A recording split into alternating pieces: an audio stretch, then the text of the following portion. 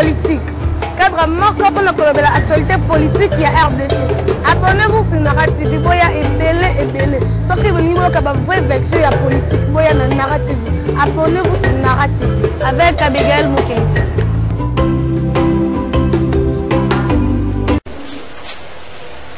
Madame, Monsieur, fidèles téléspectateurs et auditeurs de Canal Congo Télévision et Radio Liberté Kinshasa, merci de nous suivre encore ce matin à travers ce magazine Kiosque. Nous sommes vendredi 21 février 2020. Merci de rester fidèles à Kiosque. Les titres de journaux parus ce vendredi dans la capitale. Forum des As, FCC Cash, cap sur le partage des entreprises. C'est les titres à la une de Forum des As qui poursuit en disant toutefois à la GECAMIN comme à la SNCC, les deux ordonnances du chef de l'État ne feront l'objet d'aucune négociation, soutien formel l'UDPS. Et puis toujours à sa une, Forum des As d'écrire, réagissant à l'interpellation du secrétaire du DG de Safricas dans l'affaire de saut de mouton, le vice-premier ministre Tunda, le règne de l'impunité est terminé pour le numéro 1 de la justice. D'autres interpellations vont bientôt suivre afin de faire la lumière sur les présomptions de détournement. Un autre titre, c'est dans Congo Nouveau, guerre, pillage, massacre dans l'Est de la RDC. Les jeunes de l'Est chez la Mouka et Passeport Rouge des Calais, une zone niée pour rien. La manchette d'écrire ce quotidien, RDC, grève de magistrats et financement de la gratuité. Voici les pistes de solutions proposées à Félix Tshisekedi. Toujours à sa une, ce quotidien d'écrire, il faut rendre justice aux victimes de manifestations du CLC. La vérité a tué. Vital Kamere, la force de Félix Tshisekedi, écrit ce journal. Et puis Géopolis Hebdo, dossier spécial réforme au FPI, les premiers résultats sont là. Le libre débat écrit à sa une, les sénateurs le mieux coté de l'an 1 de Félix Tshisekedi. Votre agence de sondage Écho d'opinion continue ses enquêtes pour dénicher les oiseaux rares qui évoluent dans les institutions de notre pays. Cette fois-ci, il a tablé sur certaines personnalités de la Chambre haute du Parlement. Qu'est-ce qu'ils ont fait pour être mieux cotés? En tout cas, nous aurons les commentaires de nos invités par rapport à ces titres du journal Le Libre Débat International. Nous avons trois invités dans ce plateau de kiosque. Puis Gérard Edenga. Bonjour Puis Gérard. Bonjour Gisèle. En forme? Oui, très en forme comme toujours. Vous savez, avec tout ce qu'il y a comme problème dans ce pays, beaucoup de problèmes, tout ça. Si vous mettez embouteillage, difficile d'arriver, les gens qui n'ont pas un cœur serein, tout ça. Donc si vous mettez ça en tête, franchement, on a toujours dit que les Congolais ont le AV, il ne reste que le C. Vous allez vous ajouter le C et vous partirez inutilement. Vous allez laisser Félix, les Fayoulou et les Kabila ici et pour votre vie va en partir comme ça. Donc il faut être toujours mentalement fort et croire toujours en Dieu que ça va toujours aller. Et voilà pourquoi on est là. S'intéresser à la politique, puisque vous ne vous intéressez pas, la politique s'intéressera aux... Non, obligé. La politique aujourd'hui, vous ne voyez pas comment est-ce que les musiciens, même dans leurs concerts, ils ne font plus rien. Les pasteurs, les tous que vous connaissez sur le plan social, aujourd'hui même l'enfant de 3 ans s'intéresse à la politique. Donc on ne peut rien faire parce que la politique, comme on le dit, tient tout à l'État et puis bon, il faut faire avec. Mais on est là et on va continuer et Dieu nous fera grâce. Et puis Gérard Elenga, à ses côtés nous avons Jean-Pierre Kaïbé. Bonjour Jean-Pierre. Bonjour Gisèle, bonjour à tous. Contrairement à Pi Gérard, je pense qu'il faut plutôt maintenir la pression sur les autorités pour que des bonnes politiques publiques soient faites. On ne peut pas accepter de regarder, d'assister impuissant à cette dégradation de la situation sociale. J'ai mis pratiquement 1h30 sur mon trajet aujourd'hui, là où habituellement je mets 30 minutes, vous comprenez? Est-ce que vous imaginez le préjudice? Est-ce que vous imaginez le manque à gagner? Dans 1h30, mais qu'est-ce que j'aurais pu faire? Vous imaginez? Et même sur le plan économique, le pays en pâtit. Mais bon, si c'est le prix qu'il faut payer pour circuler prochainement, sans problème. Mais je note par exemple que sur mon trajet, il n'y a pas de saut de mouton. Mais vous allez voir des embouteillages à tout moment et parfois c'est infernal. Vous comprenez? Et à côté, vous avez des gens, vos gens de la PCR qui n'interpellent que quand ils ont envie de rançonner et d'avoir un peu d'argent. Ils assistent également comme nous au pourrissement de la situation. pression. Donc je pense qu'il faut maintenir la pression. Monsieur Tshisekedi, tout comme le gouvernement, n'ont pas droit à l'erreur parce que la situation socio-économique du pays est en train de se dégrader. La population est suffisamment asphyxiée.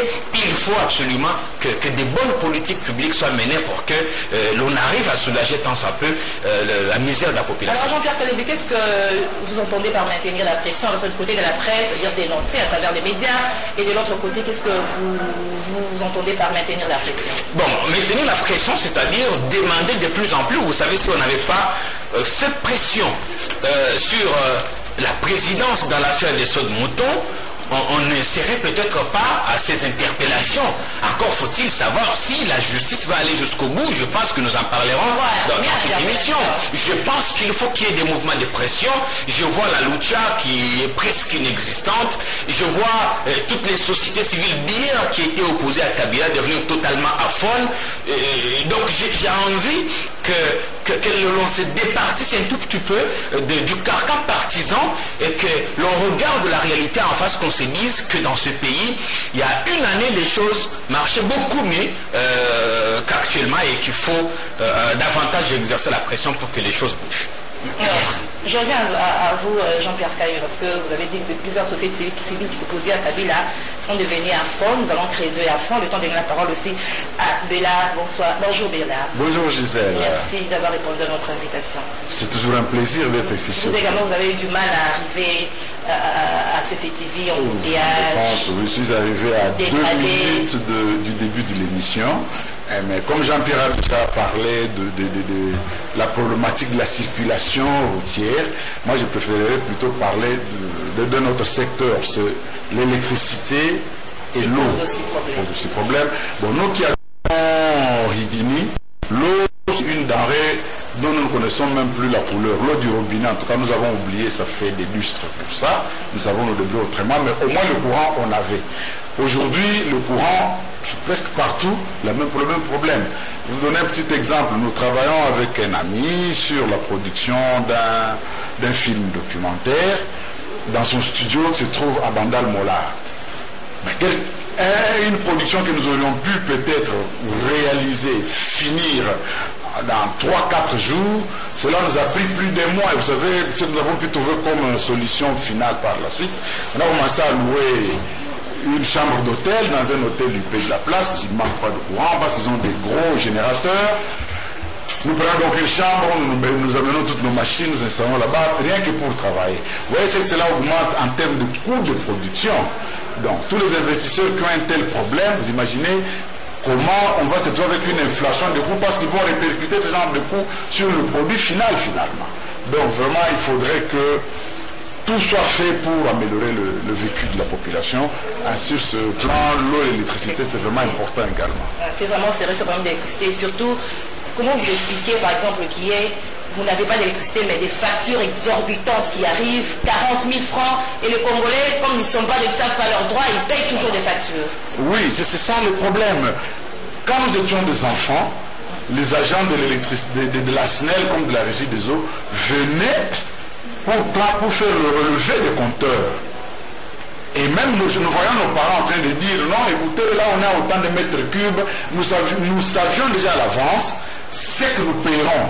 Aujourd'hui, on parle des gens qui viennent faire le relevé de compteurs, non. Il y a même la plupart des compteurs sont bloqués d'ailleurs, c'est terrible. On devrait revenir à la gouvernance réelle, donc à la gouvernance efficace et sincère. On ne doit pas être dans cet arbitraire où on arrive chez vous, on regarde juste la beauté de la maison, vous avez un climatiseur, bon, on s'imagine, voilà, 50 000 francs. Voilà. Ils savent peut-être que vous habitez chez votre frère, que vous avez laissé une maison, vous n'avez même pas rien, grand-chose. Peut-être que c'est un héritage que vous ne savez même pas entretenir. Personne n'en sait rien. Mais on va vous bombarder avec des factures de cette hauteur-là. C'est totalement injuste. Alors, ce qui inquiète M. Bédard Milambo, c'est de voir que les Congolais, c'est quoi? Ils ne savent pas leurs droits ou comment? Vous n'avez pas d'électricité, mais on vous emmène une facture de 40 000, 50 000, vous payez quand même. C'est quoi? La peur, le manque d'information, ou soit, je ne sais pas, comment on peut expliquer ça, puis Gérard Elenga? Non mais écoutez, le problème avec les Congolais, c'est que ils ne savent pas souvent ce qui leur revient comme droit. Vous n'avez qu'à voir. Hein? Les Kino en particulier crient bien, ils parlent bien, mais lorsqu'il s'agit de l'action, ils ne font presque rien. Vous et moi, nous tous ici sur ce plateau, nous sommes journalistes, descendez un peu quand nous faisons ce que nous appelons le micro-baladeur. Lorsque vous arrivez, vous dites que non, bon, écoutez, vous avez tel problème ici, dans votre commune, dans votre quartier, dans votre avenue, il y a ça. Venez, la caméra est là, essayez de parler. Vous voyez souvent la réaction. Mais je dis, mais finalement, et à ce niveau-là déjà, c'est un thermomètre qui peut vous faire comprendre que les Congolais sont de bons parleurs, mais pour agir, ça pose problème. Ces histoires de l'électricité, comme le vieux de l'air est en train de le dire là, les factures viennent comme ça et elles varient d'un mois à un autre. Selon le bon vouloir de ces gens-là, même les avis par exemple de coupure, on peut vous amener les jours J. Ils viennent comme ça, ils vous tendent l'avis de coupure, vous disent que non, on est venu couper l'électricité parce qu'il y a eu ça. Non, un pays ne fonctionne pas comme ça. Et ces gens s'apparentent un tout petit peu aux gens comme quand ils le disaient, comme aux agents de PCR. Ils viennent quand ils savent que non, ils n'ont rien. Aujourd'hui, c'est le samedi, ils s'arrangent un peu pour trouver quoi dans leur poche et donner à leurs copines par-ci par-là. Ils vont venir avec des intimidations que vous ne pouvez pas imaginer et les Congolais se laissent faire. On fait une petite considération à vos ça est qu'à facture de foot de la alors que lorsque vous sortez déjà cet argent, vous leur donnez, croyez-moi, la facture ne va pas changer. Vous allez payer la facture comme elle était venue et ils prennent un peu cet argent, ils le mettent dans les poches et ils vont. Donc ça pose un sérieux problème. Alors, ceci me permet justement de dire quelque chose par rapport à la multiplication de la création de certaines structures qui ne valent pas la peine. Moi, je plaide toujours pour qu'on élimine certaines institutions que nous avons, par exemple les conseils économiques et sociaux. Nous avons un parlement bicaméral inutilement où les sénateurs... Oui, inutilement, je l'ai dit. Pourquoi on a un parlement, par exemple, bicaméral? Et je viens pour dire, par exemple, à Félix, le problème n'est pas celui de multiplier la création des structures, mais de renforcer les structures traditionnelles qui existent. Je me pose la question, Madame Gisèle. Cette histoire de CCM, coordination de changement de mentalité, avec votre pasteur là, qui parle un peu français, tout ça, ainsi de suite, je me pose la question, cette histoire a été créée pourquoi? Pourquoi ça existe, coordination de changement de mentalité? Ça fait quoi? Les parents que nous voyons par-ci par-là, c'est budgétivore, c'est l'argent qui est en train de partir là-bas inutilement, parce que moi je ne vois pas les travail. Alors, je me demande de dire là, Gérard, sur l'électricité, les Congolais qui ne savent pas leurs droits, vous ne voyez pas qu'il faut vraiment cette structure de changement de mentalité? Il faut essayer un peu de changer la mentalité des Congolais. Comme avait dit Joseph Kabila, il n'a pas su changer la mentalité des Congolais. Écoutez, Madame Gisèle, je suis à l'aise de répondre à cette question parce que je fais partie des experts en communication lorsque l'initiation à la nouvelle citoyenneté a été créée dans le séminaire de World Division que nous avons. Et nous avons voulu que ceci ne puisse pas être un ministère, mais plutôt une commission nationale sur l'initiation à la nouvelle citoyenneté. Billy Kambalana, il est ministre de la jeunesse et initiation à la nouvelle citoyenneté. C'est quoi l'initiation à la nouvelle citoyenneté? L'initiation à la nouvelle citoyenneté renferme tout ceci, changement de mentalité, les comportements, la citoyenneté, le patriotisme et le nationalisme, un peu tout ça. Mais vous avez déjà au niveau du gouvernement un ministère qui s'occupe de l'initiation, on l'appelle bien initiation à la nouvelle citoyenneté. Vous voulez nous créer encore une histoire déjà, coordination pour le changement de mentalité. Pour les l'initiation de ces ministères-là est il faut plutôt renforcer en termes de moyens et de capacités des structures traditionnelles existantes déjà. À Billy Kambale de comprendre que nous pouvons aller dans ce sens-ci, nous pouvons orienter la politique dans ce sens-ci, parce que l'initiation à la nouvelle citoyenneté s'apparente un peu à l'orientation nationale qui était à l'époque de Mobutu. Mais venir encore ajouter une structure qui peut être bien pensée par rapport à son existence, mais qui ne fait rien, c'est ça le problème. Ça devrait être des structures de terrain, des centres dans des universités, dans des écoles, dans des églises, si vous voulez, conscientiser la population sur justement ces changements de mentalité qui doit être un changement de mentalité. Il y a un pasteur là, je ne connais même pas son nom, je le vois seulement bavarder à la télé, tout ça ainsi de suite, mettre des panneaux par-ci par-là, mais sur le terrain, on ne voit rien, on ne sent presque rien. Les ministères, les ministères, on ne voit rien. Non, il y a la volonté, mais il faut des moyens, il faut qu'on leur donne des moyens. Madame qui était avant à la société civile, qui était à la nouvelle citoyenneté, elle est partie sans rien faire. Oui. On n'a rien senti. Bon, la coordination pour le changement de mentalité, je ne sais pas ce que Billy a à voir dans ça, mais je sais que c'est une structure rattachée à la présidence de la République. Comme vous le savez, depuis que M. Tshisekedi est arrivé au pouvoir, il n'a fait que multiplier des structures, sans doute pour caser certains de ses proches, mais quand vous voyez le premier forfait de cette structure, c'est de nous placarder des panneaux à la gloire du président, ce qui est une sorte de renforcer la dictature ou de nous créer un monarque, quelque chose. Vous voyez, je pense que le problème du pays, ce n'est pas la sensibilisation. Puis Gérard parlait des moyens. On peut donner milliards de dollars à ce ministère à nouvelle citoyenneté, je crois que c'est rattaché chez lui. Oui. Ils ne feront rien. D'abord, quel contenu on a donné à ce ministère en le créant? Voilà. Il a quel contenu? Qu'est-ce qu'on va faire, la nouvelle citoyenneté? Ce qui manque criamment aux Congolais, c'est la discipline. Il faut sanctionner. La sanction manque. Vous pouvez imaginer que le président lui-même attrape un policier en train de se faire corrompre. Il le fait arrêter. Mais 2 jours après, j'en rencontre le moment, mais il a été arrêté illégalement. Vous comprenez? Et sur nos routes, même des ministres, ils voient comment les policiers de roulage nous tracassent. On voit ça. Ça, c'est pas. On n'a pas besoin d'aller chercher une caméra cachée pour filmer ça. Non. Allez dans n'importe quel carrefour, 30 minutes, c'est trop, vous verrez un policier tracasser des gens. Est-ce qu'on a besoin d'une structure pour conscientiser le policier ou carrément il faut arrêter? Parce que quand on arrête, on sanctionne, la conséquence corrige mieux, vous comprenez? Et c'est comme ça, Mosé Kabila, je n'ai pas connu ces années ici à Kinshasa, j'étais encore à l'intérieur, mais j'ai appris qu'en arrivant à Kinshasa, il y avait des gens qui se mettaient dans des bus, 2 devant, taxi, 3 derrière, 4 derrière. Là, vous êtes encore mis. Je ne suis pas à la télé pour parler des mardis, vous allez m'excuser, mais j'ai dit que je n'étais pas à Kinshasa.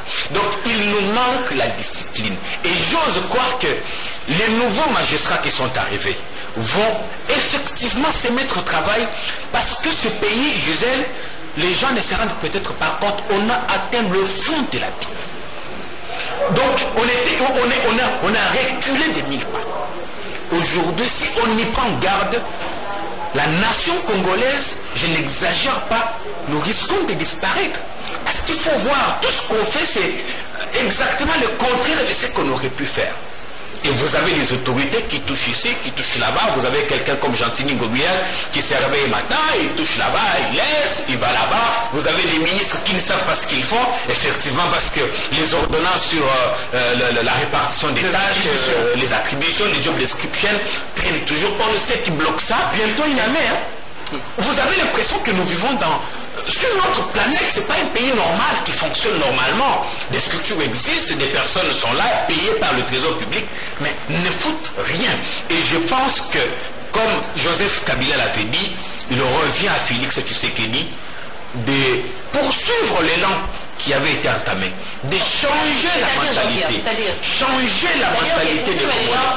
Joseph Kabila avait fait quoi et que Félix Tshisekedi va poursuivre? Je pense qu'ici, ce qui est important, j'ai rappelé la sanction qui doit exister, mais j'ai rappelé ces changements de mentalité, parce que le seul regret de Kabila en quittant le pouvoir, c'est qu'il n'avait pas réussi à changer le Zaïrois en Congolais. Et il ne faudrait pas que Félix Tshisekedi nous laisse, parce que lui, il est peut-être tout le temps occupé dans ce bureau climatisé, il ne va pas le calvaire. En 18 ans, il n'a pas changé. Félix qui n'a que le premier mandat, 5 ans. Kabila fait sa part. Une année. Kabila encore une année. Attendez. Mais il a un mandat de 5 ans. Joseph Kabila a fait sa part. En fait, il n'a pas hérité le pays dans les mêmes conditions que Félix. Vous comprenez? Donc, il a fait ça en réunifiant le pays, en nous remettant sur les rails démocratiques, en organisant à 3 reprises des élections libres, démocratiques et transparentes. Le reste, maintenant, c'est pourquoi on parle de l'alternance. C'est lui qui va, sur base de là où l'autre s'est arrêté, continuer l'œuvre, ainsi de suite. C'est comme ça que ça va se faire. On n'a pas dit que Kabila a tout fait, il a fait ce qu'il a pu, il laisse le reste à son successeur. Voilà, merci Jean-Pierre Kayembe. C'était là l'introduction, on devait parler société, parce qu'il nous a été demandé de parler plus de la société, sujet qui touche la population. Nous continuons dans cet élan, les temps d'annoncer le thème de ce kiosque ce vendredi 21 février 2020. Nous parlerons de la grève de magistrats, c'est le premier sujet. Deuxième sujet, ça sera la bataille des dents entre l'ancienne et l'actuelle première dame, des dents pour l'enterrement des artistes, comme nous avons vu avec Loufoua, Dadi Kitambala. En tout cas, on en parle vraiment, on va analyser un peu ces dents-là, pourquoi en ce moment, pourquoi seulement pour les morts. Nous parlerons également de, je dis, la grève de magistrats, bataille de dents et puis la tripartite, RDC, Rwanda, Ouganda. Monsieur Mouyi Bellard, tripartite, RDC, Ouganda, Rwanda, qui se tient à partir d'aujourd'hui. Quelle est votre analyse par rapport à cette tenue la tenue de cette tripartite qui a pour objectif la sécurité dans la région de Grand Lac?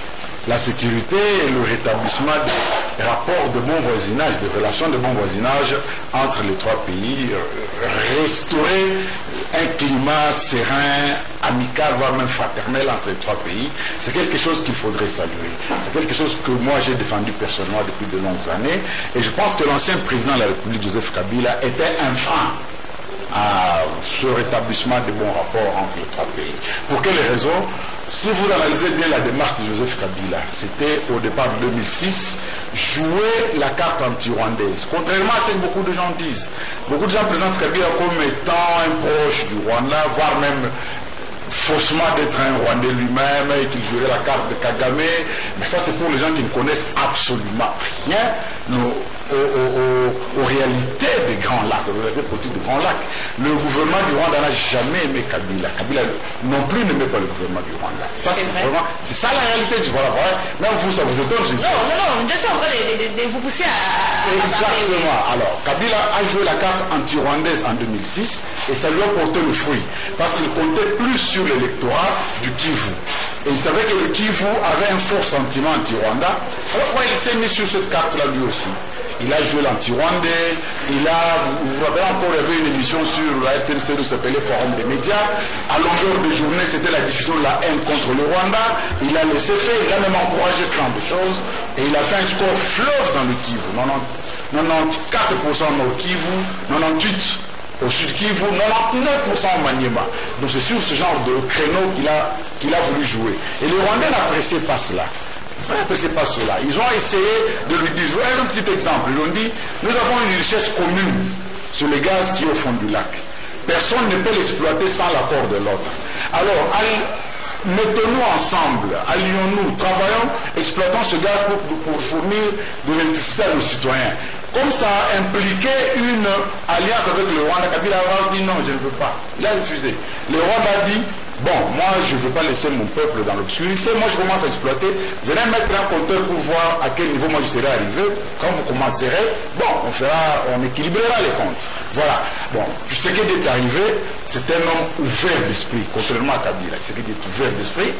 Tshisekedi, ce n'est pas quelqu'un qu'on peut accuser d'être originaire du Rwanda ou de l'Ouganda, pas du tout. Il a donc la sincérité des sentiments. Quand il y a quelque chose à dire, il le dira comme cela se présente. Il a dit, voilà, moi je ne vois pas de problème. Il est parti au Rwanda, c'est Kabila n'a jamais fait. Il est parti au Rwanda, je crois, à deux reprises déjà. Son épouse y est partie également. Et il dit, nous devons établir des rapports adultes avec le Rwanda. Alors, bon voisinage et adulte, voyez-vous, ça veut dire, et puis avec l'Ouganda également.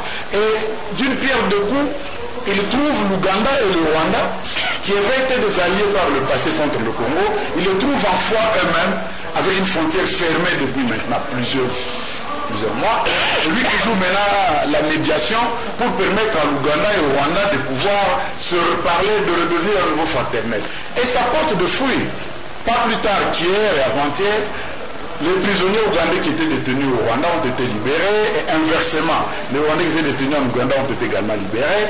On doit évoluer vers la réouverture de la frontière afin que le commerce puisse fonctionner normalement. Vous savez, nous avons des hommes d'affaires de Goma et de Bukavu qui importent depuis Mombasa au Kenya et dont les véhicules doivent passer par le Rwanda notamment avant d'entrer chez nous.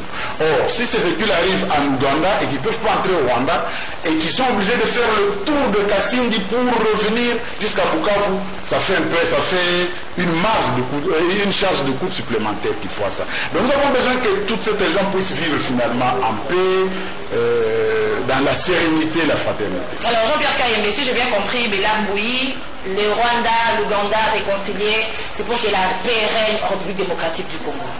Bon, j'ai peur qu'on ne s'attaque pas aux problèmes réels, parce que Kagame et Museveni, je pense qu'au fond d'eux, ils ne sont pas sincères dans cette démarche. C'est vrai, on voudrait bien que la frontière soit réouverte. J'ai participé moi-même à des programmes sur la paix dans la région des Grands Lacs. Je connais assez bien ce pays. C'est profitable pour la population parce que quand la frontière est fermée, vous voyez le commerce transfrontalier, il y a énormément de conséquences et des coûts supplémentaires. Mais il faut voir les agendas cachés entre les dirigeants. Le problème, c'est entre Kagame et Museveni qui se connaissent, qui ont fait énormément de choses. À l'époque, l'aîné Bélam Bouyi l'a dit, qu'à un moment donné, ils se sont même complotés contre la RDC. Donc je pense qu'ils ne se retrouvent peut-être que pour faire un semblant de réconciliation, mais qu'au fond, le problème demeure. Parce qu'aujourd'hui, on connaît tous les mâles. Est-ce que Kabila veut peut-être tort de jouer la carte anti-Rwanda? Je me dis peut-être oui et non, mais il fallait voir ce que le Rwanda a fait subir à ce pays. Et ces sentiments, aujourd'hui, c'est vrai, il faut être ouvert, il faut aller vers celui qui est présenté entre guillemets comme étant son ennemi, mais en même temps, il faut être prudent. Être prudent parce que on ne sait jamais. Félix Tshisekedi vient d'arriver au pouvoir. Même chose pour son homologue angolais, Joao, mais lui qui a été pendant longtemps dans les jurons du pouvoir en Angola, qui a été ministre plusieurs fois, chef de l'agence de sécurité, qui comprend peut-être beaucoup mieux les choses. Je crois que sans aller en profondeur, le président il va apporter ses bons offices, mais je souhaite qu'il reste prudent face à Kagame et à Museveni, parce que les deux ont toujours lorgné sur la RDC avec des intérêts obscurs qu'ils défendent, parce que derrière eux, en fait, c'est pas Kagame ni Museveni, derrière les deux, il y a des multinationaux qui ont des intérêts dans ce pays. Et je pense que le président ne va pas faire des concessions sans comprendre le pourquoi. Il doit jouer la carte de la prudence, c'est très important. Je ne connais pas vraiment le fond, à quelle hauteur il va porter ses bons offices, mais je souhaite qu'il soit prudent comme son prédécesseur Joseph Kabila l'avait été. Et c'est très important pour sa propre image ici à travers le pays. Le sentiment anti-rwandais n'est pas terminé. Moi, je ne suis pas ici pour faire l'apologie de la guerre entre le Rwanda ou stéréotyper quiconque, mais je pense que quand vous êtes au Kivu, il y a des gens qui sont convaincus que leur malheur, la guerre qu'il y a, ainsi de suite, c'est parrainé par l'Ouganda et le Rwanda. Donc, en même temps qu'il essaie de réconcilier les deux pays qui sont en froid, il doit aussi chercher à comprendre pourquoi ces deux nous font la guerre. Vous avez suivi un ministre rwandais qui a fait la guerre, qui s'est déchaîné sur le Congo, expliquant qu'il ne voulait pas, que le Rwanda ne voudrait pas que les officiels congolais se prononcent sur la détention de Kizito Mihigo, cet artiste que j'ai pu moi-même rencontrer et reçu dans une émission sur une radio rwandaise. Donc vous comprenez, je pense qu'il y a encore des choses qu'il faut régler et qu'ils y arriveront s'ils sont seulement sincère. Alors, puis Gérard, est-ce que les vraies questions sont sur la table des tripartites par rapport à la paix dans la région des Grands Lacs? Bon, permettez-moi, Madame Gisèle, de revenir un tout petit peu sur ce que Jean-Pierre était en train de dire, et après je vais répondre à la question. Jean-Pierre faisait allusion ici aux attributions, qui continuent jusque-là. Malheureusement, on va atteindre une année. Les Congolais qui nous suivent doivent savoir que jusqu'ici, dans les cabinets ministériels, au niveau de la primature, rien n'est encore pris par rapport aux répartitions et aux attributions qui doivent être confiées justement à ces ministères-là.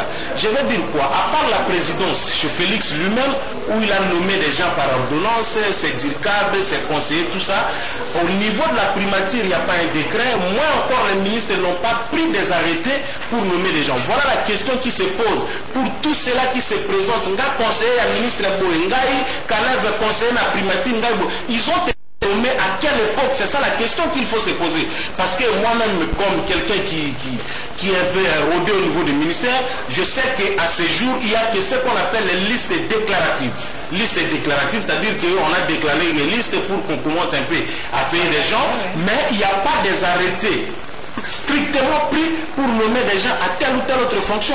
Et dans cette histoire qui fait un peu qui remplit la toile, Caleb Serein, j'utilise les conditionnels, les conseillers à la primature, je ne sais pas quand est-ce que le professeur Ibunga l'a nommé comme son conseiller politique ou quoi, je ne sais pas. Deuxième précision, et là je préfère être un tout petit peu correct. Jean-Pierre parlait également de la sanction. Dans ce pays, madame, nous critiquons, nous sommes des journalistes, nous sommes des leaders d'opinion, nous critiquons effectivement, pas dans le sens de nuire aux gens, mais dans le sens de pouvoir apporter un plus pour que les gens travaillent pour le pays, parce qu'au-delà du fait que nous sommes des journalistes, nous sommes des leaders d'opinion.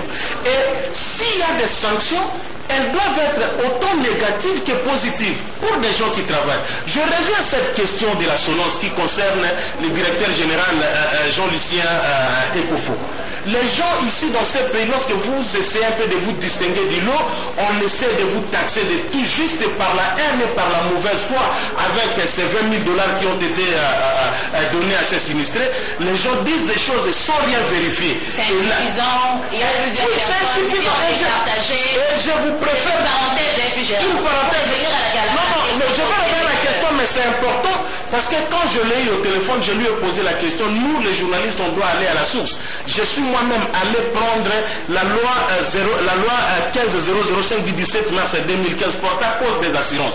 Vous êtes à l'article exactement, l'article 15, je ne sais pas si je peux lire encore la disposition, mais il est clair dans cet article-là, les gens peuvent chercher le code des assurances par rapport à la loi que j'ai dit, 15/005 du 17 mars 2015 portant code des assurances. Il y a des conditions prévues.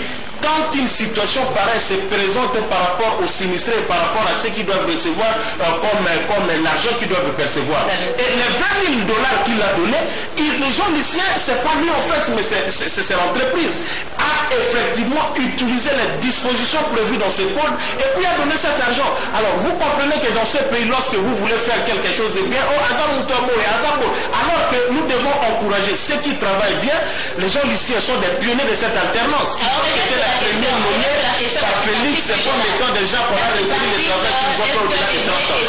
Les vraies questions, Jean-Pierre l'a dit, le vieux Bellard l'a rappelé. Il faut d'abord dire que de quoi il s'agit exactement. Félix est dans une sorte de quelqu'un qui est en train de faire la médiation entre les Rwandais Kagame et l'Ougandais, comment il s'appelle, Yoweri Museveni. Les deux là, Jean-Pierre l'a rappelé. Ils ont fait des choses terribles. Kagame, quand il menait sa rébellion, quand il est revenu des États-Unis pour aller se spécialiser dans les renseignements, l'Ouganda était sa base arrière. D'ailleurs, à ce jour, la tribu qui est la tribu de Yoweri Museveni, cette tribu se trouve également au Rwanda, un peu comme chez nous, comme on dit, vous avez les Bakongo ici, vous les avez aussi de l'autre côté. Alors, qu'est-ce qu'ils se reprochent? Ils se reprochent l'un est en train d'espionner l'autre se servirait de son territoire comme une base arrière par rapport à la rébellion au niveau du Rwanda. Ils se connaissent les deux là. Et Félix, comme c'est un enfant des choses, il arrive, on le met devant la scène pour qu'il essaie un peu de faire la médiation. Et maintenant, les deux doivent être sincères. Ils ne doivent pas être hypocrites parce qu'ils savent ce qu'ils font. D'ailleurs, les deux là, ce sont des dictateurs, des gens que je n'aime pas beaucoup. Et Kagame et Yoweri, je ne les aime pas assez à cause de leur méthode. Ils nous ont fait la guerre et allez à l'Est, on va vous répondre. On vous dira que ces gens-là, ils sont par nos compatriotes de l'Est considérés toujours comme des gens qui sont à la base de notre malheur. Donc, on dit à Félix, en menant ses bons offices, il doit être effectivement prudent. Comprendre que Kagame, il est ce qu'il est, et Yoweri, il est ce qu'il est.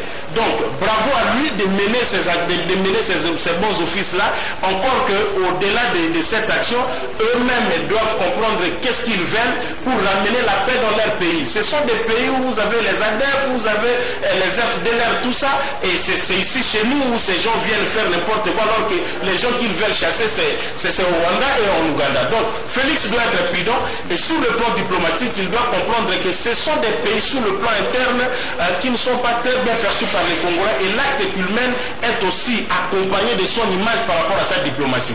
Et donc, on pense que c'est très bien, mais trop de prudence avec un Kagame, avec un Yoweri Museveni que nous connaissons, qui ont déjà été, comme je le disais, quelque chose pour le malheur que nous avons ici dans notre pays. Voilà un peu. Merci Gérard. Le sujet, c'est la guerre dedans pour l'enterrement des artistes avec les deux premières dames. Il y a l'ancienne et l'actuelle première dame. Et le dernier don, c'était pour l'enterrement ou l'inhumation de André Loufoua, l'auteur de l'œuvre Batteur de Tam-Tam à la Fikim, qui est décédé. Donc, on a fait 40 jours, plus de 40 jours même.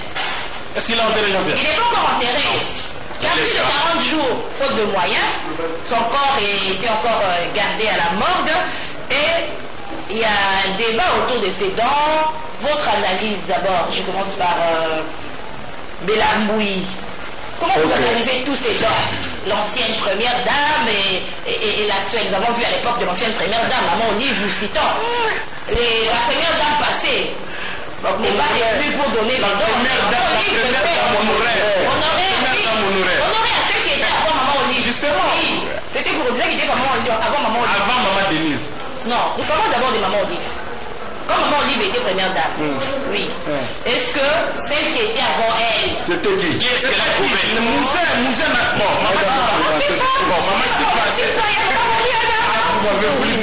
Maman Sifa, c'était une personne effacée. Il y a même Maman Olive qui pouvait aussi revenir parce que vous aussi avec de l'argent. Pour faire des danses, mais Maman Marie-Antoinette a été dans l'œuvre, hein? Vous allez sur première, c'est quelqu'un qui était aussi dans la... Au moment où il était en fonction. Il était en fonction. Quand elle était encore première dame, pour son mari, était en fonction.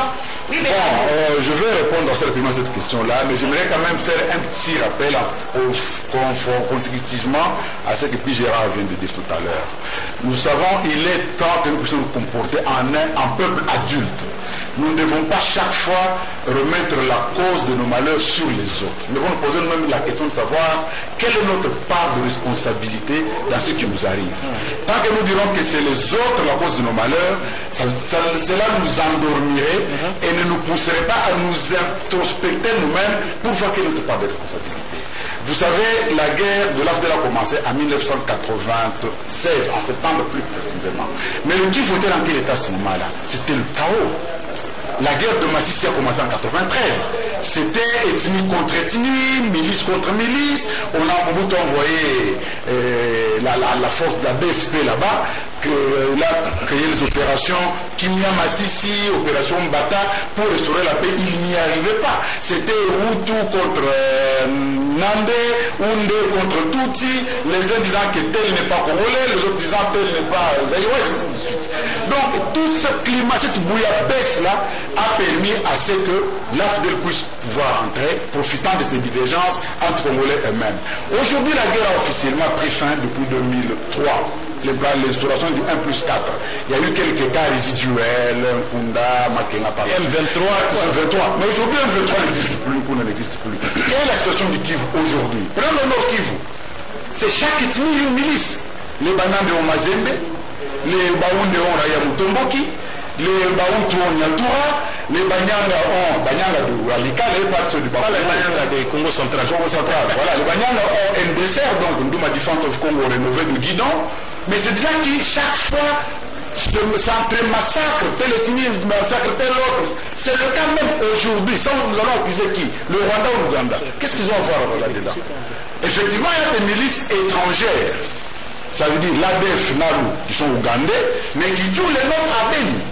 Il y a les FDLR qui sont rwandais, mais qui tuent les nôtres dans la partie sud du Nord Kivu. Vous voyez ça, Gisèle? Alors, Félix Tshisekedi avait à un moment donné proposé que l'on puisse, au lieu que ce soit nos militaires seuls, qui aillent mourir au fond contre l'ADF Nalu qui menace l'Ouganda, il serait peut-être mieux que les soldats ougandais viennent aussi mourir au fond à nos côtés pour combattre cette menace commune. Que l'armée rwandaise puisse venir aider la nôtre pour combattre les FDLR qui sont rwandais. Mais le document a fuité dans les réseaux sociaux et en fin de compte, on a fait marche arrière sur ces opérations communes qui étaient plutôt envisagées. Alors, plus rapidement, je vais donc revenir à cette question sur la guerre des dons, ou plutôt la guerre des bonnes samaritaines. Je vais parler de maman Marie-Antoinette Mobutu. Marie-Antoinette Mobutu avait créé une fondation, Marie-Antoinette Mobutu, mais il faut rappeler qu'à l'époque, le ministère des Affaires sociales avait été supprimé. Face à l'église de Moïse Mbouya. Oui. Ce ministère, les agents de ce ministère-là, ainsi que les moyens de l'État, avaient été confiés à cette fondation, qui était donc devenue une sorte de structure de l'État. C'est ça le problème. Voilà c'est pour cela que la plupart des biens de la Fondation Marie-Antoinette, comme à 13e rue là-bas à l'unité, appartiennent au ministère des Affaires sociales aujourd'hui. Ce n'est pas des biens privés de Mme Marie-Antoinette, non.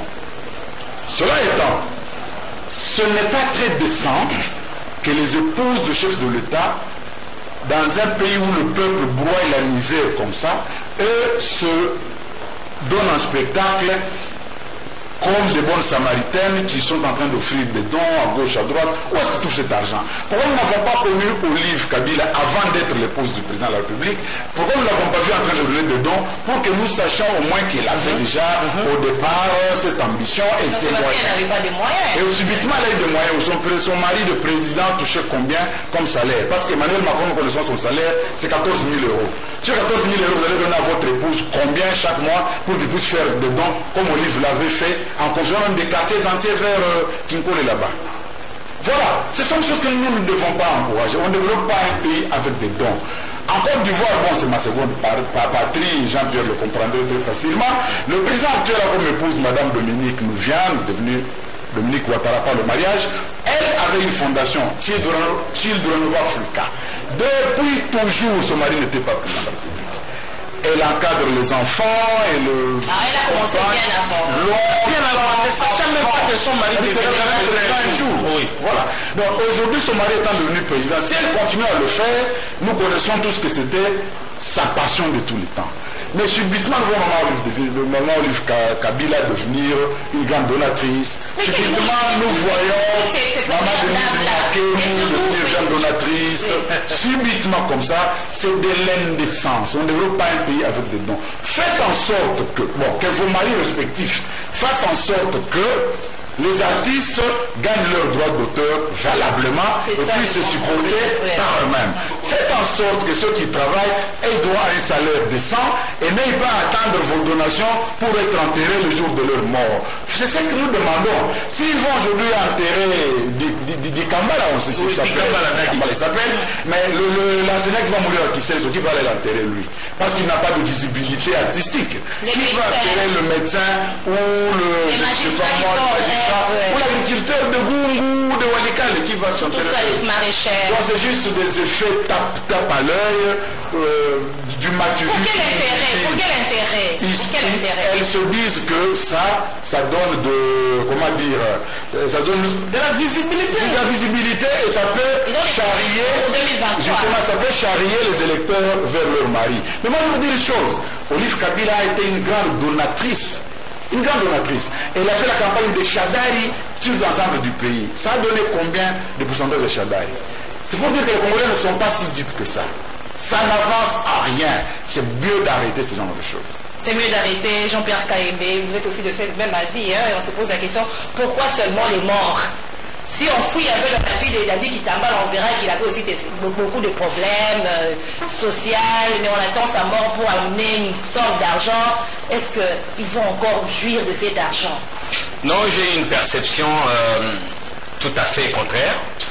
Mais d'abord, je voudrais dire un mot par rapport à la SONAS.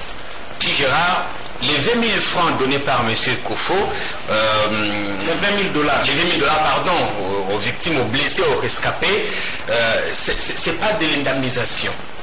Ça peut s'appeler une action marketing, un acte de séduction. C'est comme on a vu par exemple un constructeur automobile offrir une belle voiture au pape. C'est pour essayer. Mais cet argent aussi serve pour aux bénéficiaires, parce que là on a plus de 40 morts. Enfin, 20 000, comme ça on dit, répartir d'abord les soins de santé, ça représente quoi par rapport à ces accidents? La SONAS s'est rendu compte que le véhicule accidenté était effectivement assuré. Mais la plaque qui était assurée n'est pas celle qui était sur le véhicule. Ce qui a fait que, étant donné que le véhicule était assuré, ils ont pu faire quelque chose, mais c'était juste une action marketing, donc ce n'était pas de l'indemnisation. Alors, pour parler aux dons, je peux me rendre à Goma, là où Olive Lembe a grandi. Je peux échanger avec les gens qui l'ont vu grandir. Non, mais c'était à l'époque une jeune fille qui avait un grand cœur, qui partageait. Je peux avoir des témoignages. Enfin, elle avait une vie modeste, mais elle partageait. Et on a connu Olive quand il partageait quoi par exemple? Elle partageait quoi par exemple, les gens? Partageait les histoires à la maison. Et, enfin oui, hein, tout ce qu'elle pouvait avoir, à sa disposition. Mais on la connaît quand? Je ne pense pas qu'elle avait 25 ans ou 30 ans quand elle a épousé l'ancien général-major Joseph Kabila. Mais on a vu qu'elle a persévéré dans cet élan de solidarité. Olive n'est pas comme Denise qui peut avoir jusqu'à 50 ans et qui sort aujourd'hui, qui commence à faire des actes de charité parce qu'elle est devenue première dame. Non. Et je peux voir des choses qu'Olive fait sans être médiatisée. Est-ce que vous avez information, dans la vie de Denise pour voir si elle aussi, Dani, là où elle a grandi, elle faisait aussi de dons? Dani Dikamba, la malade, c'est Olive qui le fait hospitaliser. Ça, les gens ne le savent pas. Ce n'est pas Olive qui allait chercher la famille de ces tambourinaires, le concepteur du tambourinaire ou comment on l'appelle.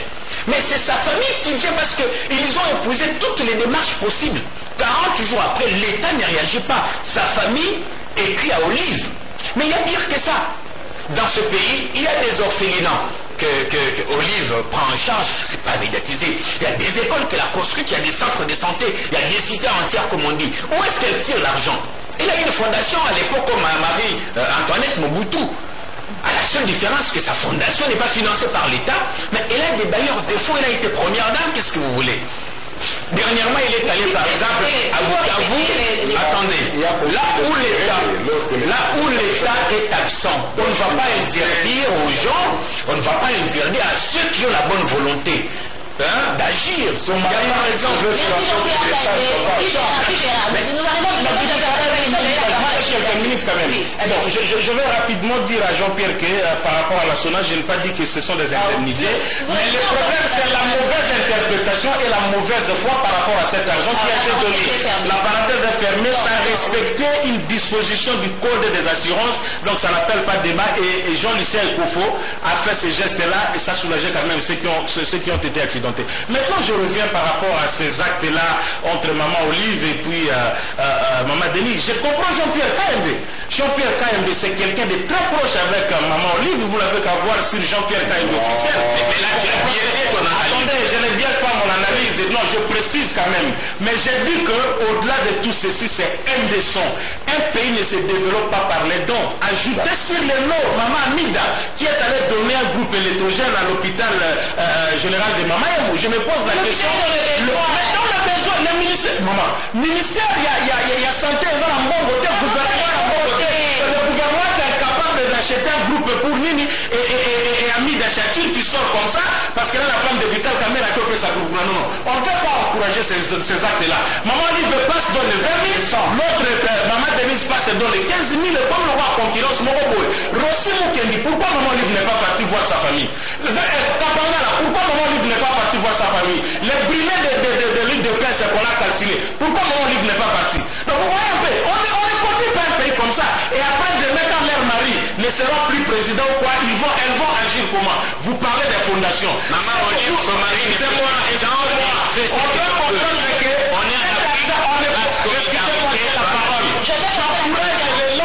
excusez-moi, j'encourage l'élan de solidarité. Les femmes ont toujours été des gens qui ont un grand cœur, maman Olive comme maman Denise, mais il faut qu'on se le dise clair. La famille de maman Olive, on ne la connaît pas comme une famille qui a des commerçants, des gens qui ont l'argent. Moi encore celle de maman Denise. Il ne faut pas qu'on vienne dire des choses ici qui ne reflètent pas la réalité. Donc moi je pense qu'elles doivent arrêter avec ça. Et maman Denise n'est pas obligée de faire comme maman Olive. Non, c'est indécent. Le problème c'est que c'est indécent. Si elle pose ses actes, qu'elle se réfère à la Bible, pas ça la rosa caméra. Mais pas ça la rosa caméra. La mère qui donne dans la gauche et la droite ne le sache pas. Voilà.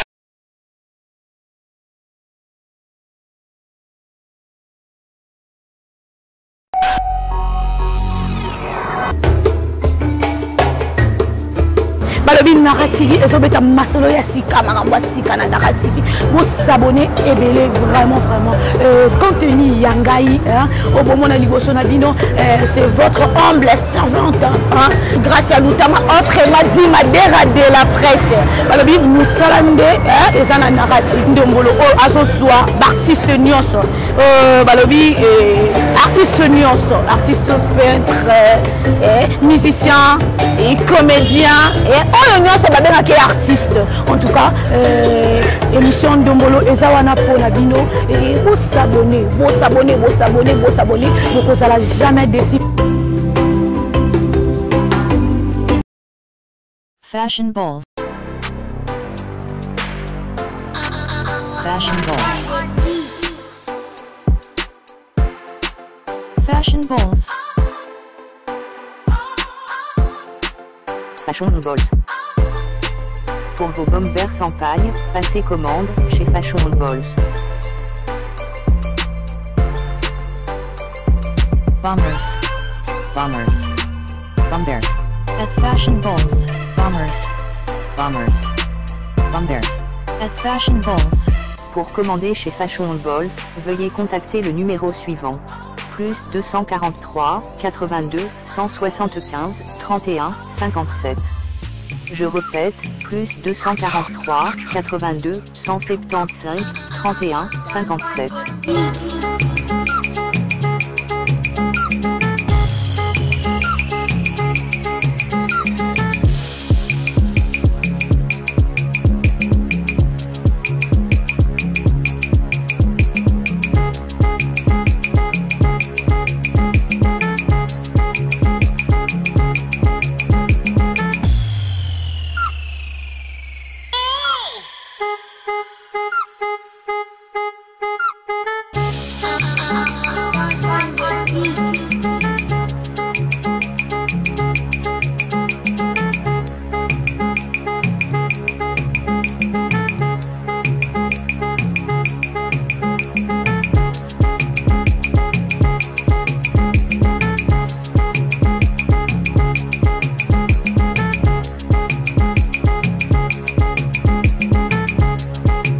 Fashion balls.